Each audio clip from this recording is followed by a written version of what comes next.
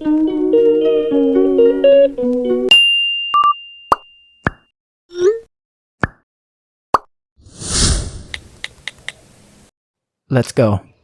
Hello ဒီနေ့ဗီဒီယိုမှာတော့အရင်စစိုက်မှုကောင်းစေတဲ့ Diamond Painting ဆွဲနည်းစင်းလေးကိုပြပြပေးမှာမို့အဆုံးထိကြည့်ရှုပေးပါအောင်နော်ဒါလေးတွေကတော့ Diamond Painting အတွက်လိုအပ်တဲ့ပစ္စည်းလေးတွေပါအခေါ်အဝေါ်လေးတွေကိုပြပြပေးမှာမို့ဗီဒီယိုလေးကိုစကြည့်ပေးပါအောင်နော်ဒါလေးတွေကတော့ Painting လုပ်တဲ့အခါမှာသုံးတဲ့စိန်စီလေးတွေပါဒါလေးကတော့ Diamond Painting Canvas လို့ခေါ်တယ်ပေါ့နော်ဒီမှာပထမဆုံးပြောချင်တာကတော့ဒီ Canvas ပေါ်ကအကြည့် plastic စလေးကိုခွာတဲ့ချိန်မှာပေါ့နော်အရန်ကပ်ပြီးတော့ခွာရအရန်ခက်ပါတယ်ပေါ့နော်ကိုကက်အားအရန်ကောင်းလို့ပါဆိုတော့ဒီမှာအကျဉ်ပြချင်တာကတော့တခါတည်းမခွာပဲနဲ့ပေါ့နော်ကိုလုံးမဲ့အပိုင်းလေးကိုပဲနည်းနည်းချင်းစီခွာပြီးတော့ Painting လုံးမှပဲအဆင်ပြေမှာပါဒါမှလည်းကို Painting လုပ်နေပဲဖြစ်ဖြစ်ပေါ့နော်ခဏနားကျင်နေဆိုလို့ရှိရင်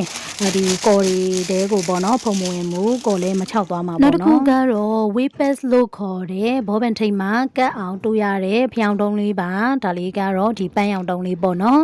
နောက်တစ်ခုကတော့ drill pen လို့ခေါ်တယ်ပေါ့နော်သူကတော့စိမ့်သေးကြောက်စိလေးတွေကတ်ရတဲ့ဘောပန်လေးပါသူကတော့ထိပ်မှာအပေါက်ကလေးပါတယ်ဒါမှလည်းဒီ weight pass လေးဝင်လို့ရမှာပေါ့နော်ဆိုတော့ပထမဆုံးအနေနဲ့ကတော့အဝါလေးကိုကတ်မှာဖြစ်တဲ့အတွက်ကြောင့်မလို့လင်းဒီအဝါလေးကိုပဲရင်ဖောက်လိုက်မယ်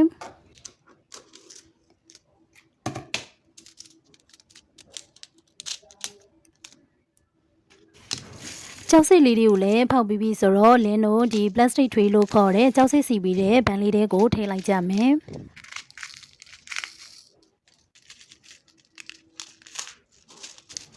ထရီလေးတွေကကြောက်စိတ်လေးတွေကိုလင်းတို့နည်းနည်းလေးလောက်ခါပေးလိုက်မယ်ပေါ့နော်ဒီထရီထဲမှာပါတဲ့ဒီတန်းလေးတွေကနေမှကြောက်ကလေးတွေကိုလောက်ခါမှုအားလေးနဲ့ပေါ့နော်စီစီလေးဖြစ်သွားအောင်လုပ်ပေးမှာပါဆိုတော့ဒါလေးစီပြီးသွားပြီပေါ့နော်နောက်တစ်ခုကတော့ဒီ weight pass လေးပေါ့နော်ဒီ weight pass မှာဆိုလို့ရှိရင်သူကထိတ်လေးမှာပေါ့နော်ဒီအကြည်ရောင်လေးကတ်ထားတဲ့plastic လေးရှိတယ်ပေါ့နော်ဆိုတော့ဒါလေးကိုအရင်ဆုံးခွာမှပဲရမယ်ဆိုတော့လင်းတို့ဒါလေးကိုအရင်ဆုံးခွာလိုက်မယ်ခွာပြီးမှပဲလင်းတို့ပန်လေးနဲ့ယူကြမယ်ပေါ့နော်အရင်ဆုံးခွာလိုက်မယ်ဆိုတော့လင်းတို့ဒီဝေးပတ်လေးတဲကိုပန်လေးနဲ့ဖိလိုက်မယ်ပေါ့နော်ဖိလိုက်ပြီဆိုလို့ရှိရင်လင်းတို့ဒီထဲမှာဘာပါလာမလဲဆိုတော့ဒီဝေးပတ်လေးပေါ့နော်ကက်စီစီလေးပါလာမယ်ပြီးတာနဲ့လင်းတို့ဒီကြောက်လေးတွေကိုယူပြီးတော့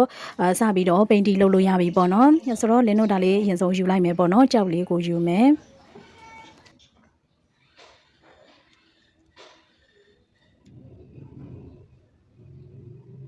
ဒါကတော့လင်းစပြီးတော့ painting လုပ်တဲ့ချိန်ပေါ့နော်ဆိုတော့လင်းက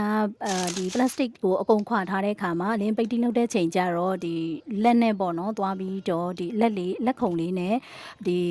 canvas လေးနဲ့သွားပြီးတော့ကတ်နေတာမျိုးကြုံနေပေါ့နော်Diamond Painting လုပ်ပြီးသွားလို့ရှိရင်ကြောက်လေးတွေကိုပို့ပြီးတော့ကြောက်ရှိခံအောင်လို့စောင်းအထူလေးနဲ့အပေါ်ကနေဖိပေးဖို့အကြံပေးချင်ပါတယ်ဒီဗီဒီယိုလေးကတော့လင်းပြပြတဲ့ Diamond Painting လုပ်နေအစင်လေးပါလင်းဗီဒီယိုလေးတွေကိုသဘောကျတဲ့ဆိုရင် like and subscribe လုပ်ဖို့မမေ့ပါနဲ့เนาะနောက်ဗီဒီယိုမှာပြန်တွေ့ကြမယ်တတန်း